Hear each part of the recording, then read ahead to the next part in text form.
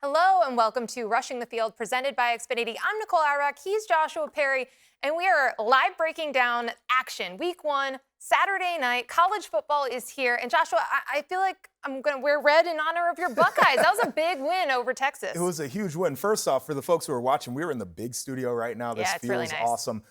No, I mean, this was one of the games that was more anticipated than probably anything in week 1 in our lifetimes. And it was a little bit of a slog, but certainly we learned a ton about each of these teams. And by the end of the game, there was enough drama that it lived up. There was. Let's start with the Buckeyes, though, because they were victorious. I'm going to give you a couple stat lines. Julian Sayin, 13 of 20, 126 yards, 1 touchdown. There's a ton of defensive stats we can get into.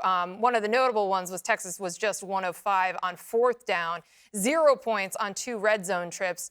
I know you were really, really impressed with the defense. Yeah, the defense is where I would start with this one. And I thought both teams played well defensively all day long. But for Ohio State, there was the question of, well, what would the defense actually look like with Matt Patricia coming in? This is a guy who hadn't really coached in college in decades. And you could see the NFL fingerprints on the defense. The thing that stood out to me is pre-snap, they weren't showing what type of coverage they were in. A lot of times you can see, is it single high safety or is the middle of the field open? Couldn't tell with these guys. Then you get to the fronts where they're walking all kinds of different guys up there. Caleb Downs was even on the line of scrimmage at times. The way that they were using simulated pressures, the way that they were doing blitzes, to me was very impressive. And so I think for all of the questions about Ohio State this offseason, including the players that they lost on the defensive side of the ball, the scheme lived up and the players took advantage of the moment. Right. And again, to your point about like how good both defenses were, 14-7, really low scoring game. I joked early on that like 3-2 might win it. It felt like we were headed for a safety the way the defenses were playing. And so I do think Texas's defense deserves a ton of credit because you and I were both high on them. They could end up being the best defense at all 3 levels as anybody in the country.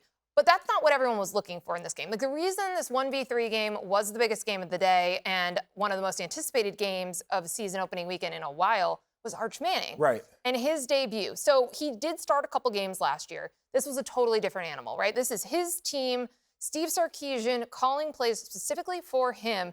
But you're also in the horseshoe. It's a hostile environment. The defending national champs, even though there's been a lot of roster turnover, he really struggled, right? And I think, obviously he had that touchdown throw late and he had a couple great plays late, but we saw him miss a lot of open receivers, short passes. Like it looked difficult. It looked uncomfortable. He looked confused. I would agree with that. And I know that there are a lot of people on social media who are doing Steve Sarkisian didn't do enough for Arch Manning. And I wouldn't say it was the best game that he's ever called, but I thought he did plenty enough. There were wide open looks. Right. Well, people were like, "Oh, he's a generational talent." Well, we haven't seen that yet necessarily. Yeah, we don't know that to be a fact. For sure.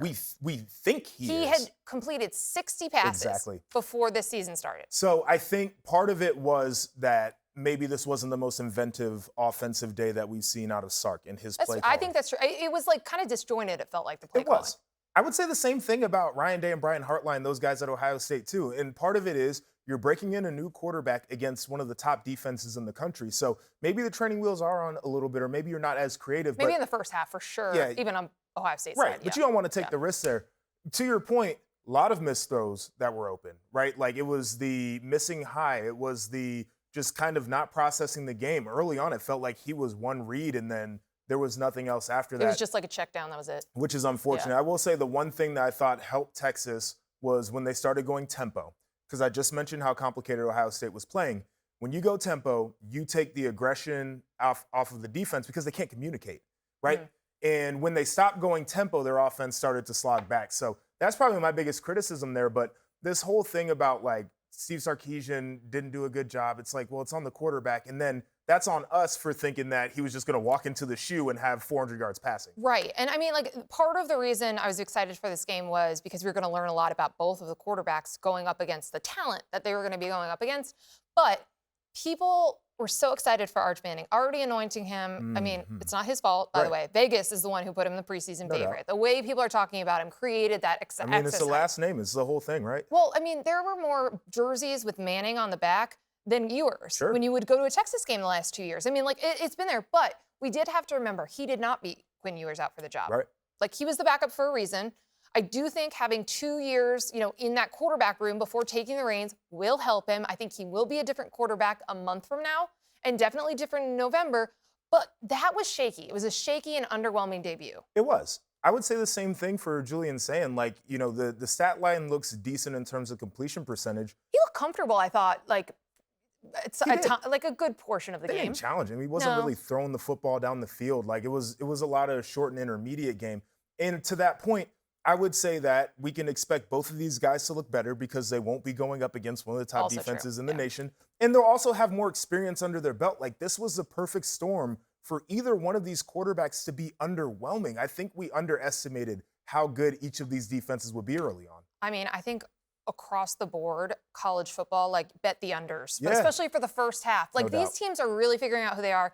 And the defenses, especially the defensive fronts, we're seeing have a lot of an edge in a lot of these games through week one. I also want to give you a couple of stats because I mentioned that Texas had 0 points on those red zone trips, on 2 red zone trips. The red zone touchdown percentage ranked the last couple of years 54th in the country last year, 120th 2 years ago, and 65th the year before that. So I think when you talk about perfect storm, I think you also got to talk about Texas, just these drives stalling out, which, by the way, like we saw the way that the Cotton Bowl ended last year for them, but also Ohio State, it's a really good defense, and it feels like it gets better when your back is up against the end zone. Right. So there are two things that are happening here. It was an inability from Texas to be able to just close out the drive, right? Like they tried to do the tush push down there on the goal line, and they got axed out of that.